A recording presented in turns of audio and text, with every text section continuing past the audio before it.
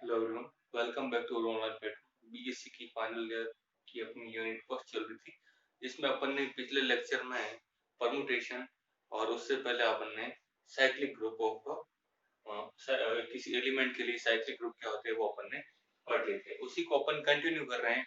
ना next topic है cyclic permutation. देखिए ये क्या होता है साइक्लिक परम्यूटेशन,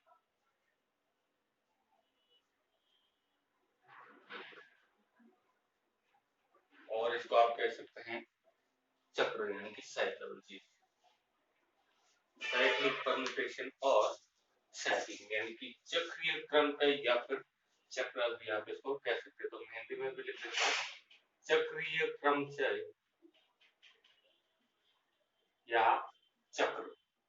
देखिए क्या होता है ये चक्रीय क्रमचय या चक्र। तो मैं इसकी एक परिभाषा है वो लिख देता हूँ कि माना, तो लेट कर लेते हैं, माना S कोई आपके पास एक सेट है जिसमें x1 x2 and so on with xn elements है। तो मान लेते हैं माना S एक परिमित समुच्चय है, एक परिमित समुच्चय है, एक परिमित समुच्चय है।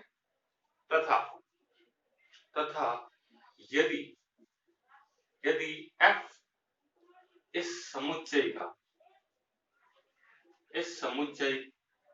का कोई क्रमचय इस प्रकार हो कि f को अपन क्या पाएंगे कि अपन कह सकते हैं कि f of xi that is xi plus 1 or every I is equals to 1, 2, 3 and so on with k minus 1, जहाँ की ये आपका k इस ऑर्डर n से छोटा या बराबर हो सकता है। या फिर अपन कह सकते हैं f of xk that is again x1। कहने का मतलब है कि यदि आपके पास कोई एक सेट है, मैं यहीं पर एक एग्जांपल के द्वारा ही आपको समझा देता हूँ कि यदि आपके पास S कोई सेट है जिसमें x1 to xn नंबर्स पड़े हैं, क्लियर। और यदि मैंने आपको f दे दिया मैंने, यदि आपको 1 2 5 एंड 7 1 2 5 एंड 7, तो फिर देखिए आप इसको क्या लिखेंगे, आप इसको और मान लेते हैं कि ये आपका एक बिलोंगिंग S7 कर देते हैं। मान लेते हैं कि ये 7 लंबाई का आपका एक क्रम चाहिए। तो जहाँ की आपका S है आपके पास 1 2 3 4 5 6 एंड 7। तो देखिए इस केस में आप इसको लिखेंगे क्या। देखिए यहाँ पर अपन लिखेंगे इसको F12 यानी कि एक जो अवयव लिख रहे हैं उसका आंसर जस्ट आगे वाला आ जाए, यानी कि F1 लिखा तो इसका आंसर कितना 2 आ जाए, F2 लिख रहे हैं तो इसका आंसर कितना आ जाए 5 आ जाए। F अगर आप 5 निकाल रहे हो तो इसका आंसर 7 आ जाए। इसी तरह से वापस F7 निकाल रहे हैं तो वापस शुरू से F7 का आंसर 1 आ जाए। तो इस चीज को, ये जो आप F निकाल रहे हैं ना, F की जो इमेजेस निकाल रहे हैं F1 F2 F5 और F7, जिनके आंसर 2 5 7 एंड 1 आ रहे हैं, बस इन्हीं को आप क्या कहते हैं चक्रीय क्रमचय कहते हैं। इसको लिखने का एक वापस तरीका होता है। अच्छा ये 7 लंबाई का, तो यहाँ आपको F1 F2 F5 F7 मिल गया। यहाँ आपके पास देखिए टोटल है एलिमेंट्स कितने 7 है, तो आपके पास यहाँ F3 F4 एंड F6 की कमी तो अपन निकाल लेते हैं। अच्छा ये तो वही, ये तो सिर्फ इस F से सीधे मिल जाएंगे। इसके अलावा जो बचे वो डायरेक्ट वापस S से निकालना है, यानी कि आपके पास यहाँ पर F3 नहीं है तो अपन F3 निकालेंगे तो उसका आंसर वापस 3 ही रखना है। F4 निकालेंगे तो उसका आंसर वापस 4 ही रखना है, और F6 निकालेंगे तो उसका आंसर भी वापस 6 ही रखना है। तो कहने का मतलब यहाँ पर अपन F को लिखेंगे 1 2 3 4 5 एंड 6। तो देखिए आपका आंसर क्या आएगा, 1 पर आपका आंसर आया है 2, 1 पर आपका आंसर आया है 2, 1 पर आपका आंसर आया है 2, 2 पर आपका आंसर आया है 5, 3 पर आपका आंसर 3 ही आ रहा है, 4 पर आपका आंसर 4 ही आ रहा है, 5 पर आपका आंसर 7 आ रहा है, 5 पर आपका आंसर 7 आ रहा है, 6 पर आंसर 6 ही आ रहा है, और 7 पर आपका आंसर 1 आ रहा है। क्लियर। तो ये रहेगा इसको लिखने का तरीका। ठीक है। तो इस चीज को, इस पैटर्न को ही आप कहते हैं चक्रीय क्रमचय या फिर चक्र। तो आइए एक बार वापस देख लेते हैं कि यदि आपके पास एक एक्स कोई एक सेट हो जिसमें n एलिमेंट्स पड़े हो और वो क्या होना चाहिए, परिमित, यानी कि उसमें टोटल नंबर ऑफ एलिमेंट्स को क्या होना चाहिए, काउंटेबल होना चाहिए, अपन इनको गिन पाए। तो यदि इसी का f एक ऐसा क्रमचय है और वो इस प्रकार है कि उसका जो भी आप एलिमेंट ले उसका आंसर जस्ट उसके आगे वाला आ जाए, यानी कि xi ले तो जस्ट आगे वाला यानी कि +1। तो f of x that is xi + 1 for every i 1 to k - 1 तक लेना है इसको, और k हमेशा n से छोटा हो। कहने का मतलब यहाँ पर देखिए, जैसे कि आपने ये एग्जांपल लिया f1 = 2, f2 = 5, f5 = 7 and f7 = 1। तो जो लास्ट वाला होता है, जैसे कि लास्ट एलिमेंट k हो तो उसका वापस आंसर पहले वाला जाएगा, तो लास्ट एलिमेंट अगर k है तो उसका आंसर वापस पहले वाला जाएगा, यानी कि f ऑफ x k का वैल्यू कितना आ जाएगा, x1 आ जाएगा। और ये इसको लिखने का टोटल फॉर्मेट होगा। तो आई होप आपके साइक्लिक परम्यूटेशन समझ में आया होगा। तो अपन इसी को नेक्स्ट कंटिन्यू कर रहे हैं, मैं इनको इरेज कर देता हूँ।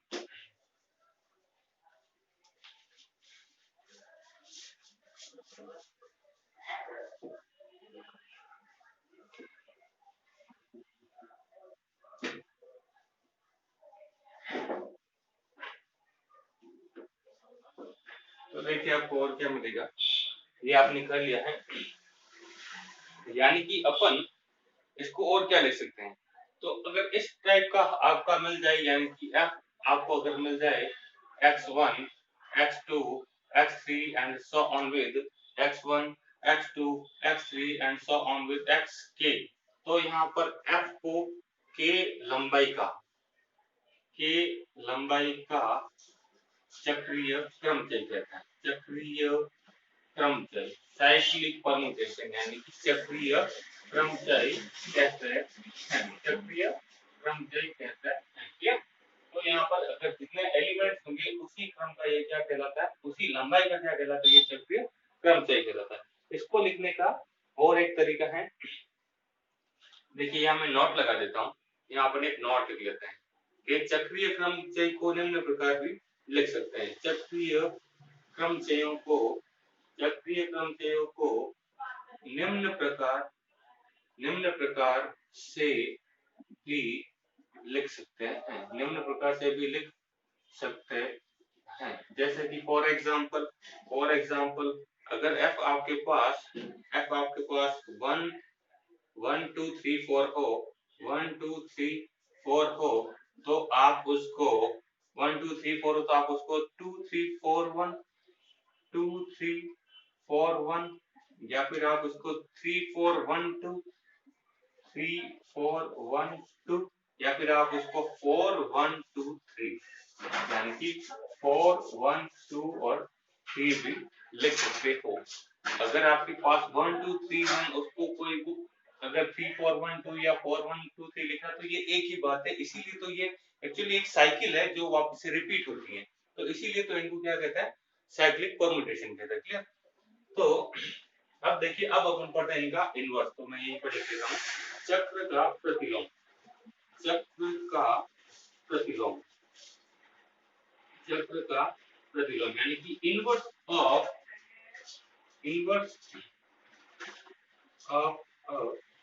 Cycle, inverse of a cycle. देखिए यदि f आपके पास कोई एक चक्रीय क्रमचय दे रखा है और उस f के अगर सभी अवयवों को मैं वापस उल्टे क्रम में लिख दूं, तो जो भी आपका नया क्रमचय होगा उसी को अपन चक्र का प्रतिलोम कहते हैं। तो मैं इसकी परिभाषा लिख देता हूँ, यदि f एक चक्रीय क्रमचय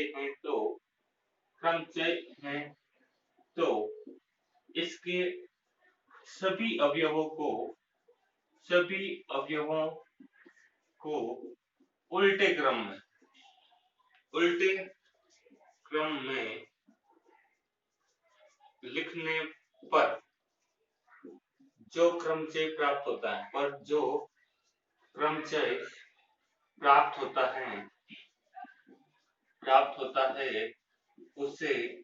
उसे चक्र का प्रतिलोम कहते हैं, उसे चक्र का प्रतिलोम कहते हैं, चक्र का प्रतिलोम कहते हैं, चक्र का प्रतिलोम कहते हैं। फॉर एग्जांपल के तौर पर देखिए, अगर मैं f बराबर ले लूं 1 2 5 एंड 7 कुछ भी ले लेते हैं, तो इसका इनवर्स कैसे निकलेगा? इसका इनवर्स यानी कि f inverse that is equals to, उल्टे क्रम में लिख दीजिए, यानी कि 1 2 5 7 है तो आप इसको 7 5 2 1 लिख दीजिए, 7 5 2 1। और अगर आप इसकी 1 से शुरुआत करना चाहे तो आप इसको और क्या लिख सकते हैं, 1 5 7 2 5 7 2, चाहे आप ऐसे लिखिए चाहे आप ऐसे लिखिए, ये भी इसका इनवर्स ही कहलाएगा। बात समझ में आ रही है? तो ये हो जाएगा इसका इनवर्स। तो आई होप आपको इसका इनवर्स भी समझ में आया होगा, तो मैं इसको भी इरेज कर लेता हूँ। देखिए नेक्स्ट क्या है आपके पास,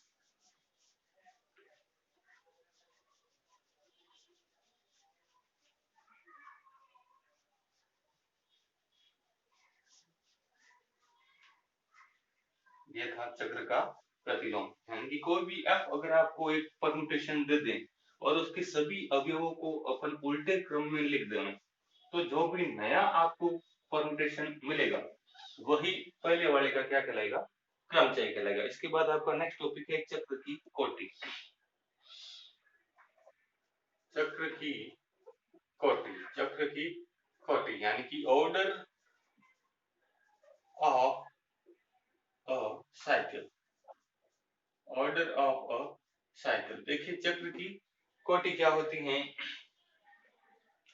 देखिए यदि मैं मान लेता हूं, यदि यदि एफ यदि एफ आपका एन लंबाई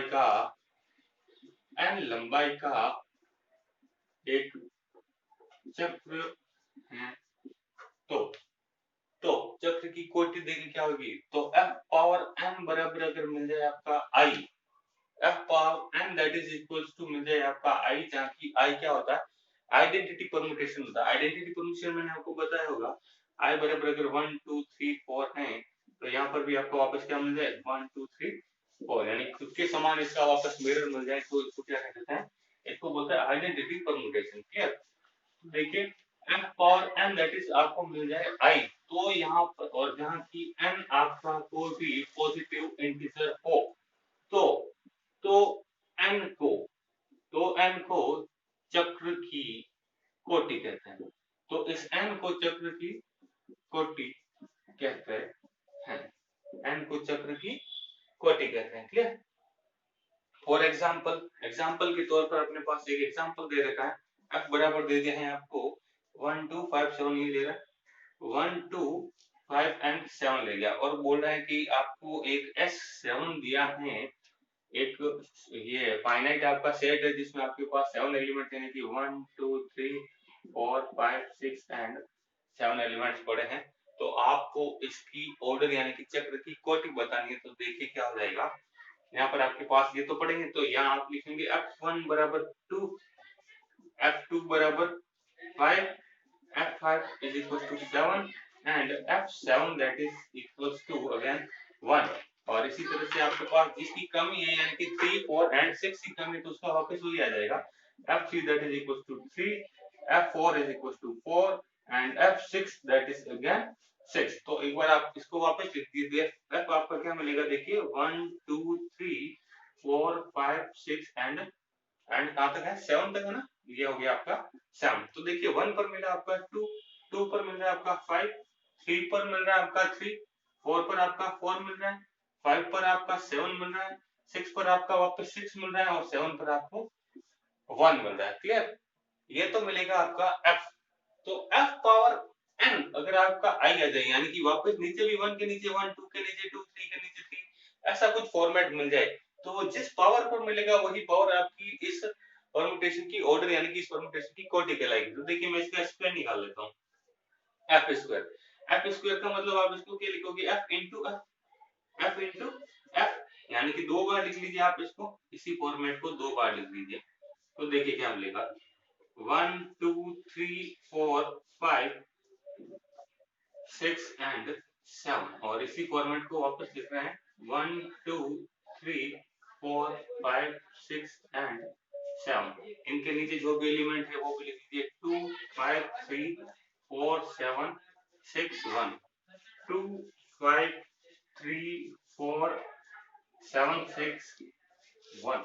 तो देखिए इसका रिजल्ट क्या आएगा, एक बार जो ऊपर के एलिमेंट जिस ऑर्डर में है उसी ऑर्डर में वापस लिखिए। 1 2 3 4 5 6 7 है ना, तो इसको 1 2 3 4 5 6 और 7 वापस ऐसे ही लिख देना है। क्या? अब देखिए, अब थोड़ा नोटिस कीजिएगा, एफ स्क्वायर यानी कि एफ डॉट एफ निकालना है, तो आपने इनका अवयवों का अपना इसने गुणनफल आपने सीख लिया। तो यहाँ पर देखिए कितना आ रहा है, 1 के नीचे 2 आ रहा है, तो वापस नेक्स्ट में 2 के नीचे क्या आ रहा है वो देना है। 1 के नीचे 2 है तो 2 के नीचे वापस 5। अब यहाँ पर 2 के नीचे 5 है तो यहाँ पर 5 के नीचे 7। यहाँ पर 3 के नीचे 3 है तो यहाँ पे 3 के नीचे 3 है। 4 के नीचे 4 है तो यहाँ भी 4 के नीचे 4 है। यहाँ पर आपके 5 के नीचे 7 है तो यहाँ 7 के नीचे आपका 1 है। यहाँ 6 के नीचे 6 है, यहाँ भी 6 के नीचे 6 है। यहाँ 7 के नीचे 1 है तो यहाँ 1 के नीचे 5 है। सॉरी, यहाँ 7 के नीचे 1 है तो यहाँ 1 के नीचे 2 है। अब देख लीजिए नीचे आपको जो भी आंसर मिला है उनका वापस रिपीटिशन नहीं होना चाहिए इन एलिमेंट्स में 1 to 7 में। अगर रिपीटिशन हो गया तो आपका गलत हो जाएगा। देख लीजिए 1 2 3 4 5 6 एंड 7, क्लियर? आपका रिपीटिशन नहीं हुआ मतलब आप सही। अब देखिए, अच्छा आपको 1 के नीचे 1 2 के नीचे 2 नहीं मिला, इसका मतलब भी 2 इसका ऑर्डर नहीं है। तो आगे और कीजिए, आगे और कर लेते अपन निकाल लेते हैं f3, यानी कि मैं इसको लिख देता हूँ f into f स्क्वायर। तो एक बार f को आप वापस लिख लीजिए, यानी कि 1 2 3 4 5 6 एंड 7, और ये पड़ा 2 5 3 4 7 6 एंड 1। इसका डॉट ले लेना है आपको f स्क्वायर। f स्क्वायर आपने निकाल लिया है 1 2 3 4 5 6 एंड 7। इसके नीचे जो भी है 5 7 3 4 1 6 एंड 2। तो देखिए इसका रिजल्ट क्या मिलेगा। जो ऊपर वाले एलिमेंट्स है उनको वापस हमेशा सेम पैटर्न में लिखना है, यानी कि 1 to 7 आप वापस लिख लीजिए 1 2 3 4 5 6 एंड 7 लिख दिया। अब देखिए, अब यहाँ 1 के नीचे 2 आ रहा है, यहाँ 2 के नीचे 7 आ रहा है, क्लियर?